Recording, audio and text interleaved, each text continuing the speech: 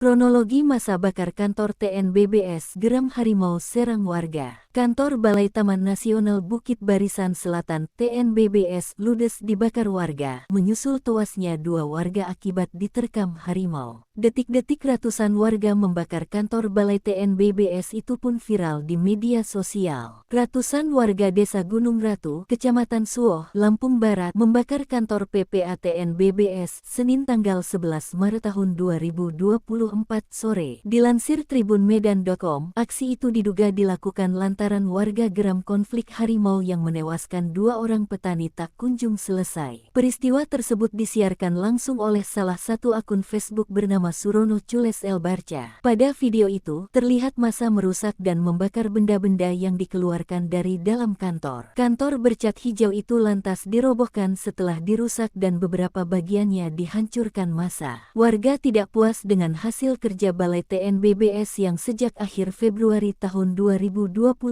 lalu memasang kandang jebakan, tetapi harimau tidak tertangkap. Kepala Satreskrim Polres Lampung Barat Inspektur 1 Ibtu Juherdi membenarkan adanya pembakaran kantor Balai TNBBS. Sebelumnya, harimau Sumatera di kawasan TNBBS kembali menerkam seorang warga. Korban bernama Samanan, 41, warga Pekon, Desa Sukamarga, Kecamatan Suoh, Kabupaten Lampung Barat.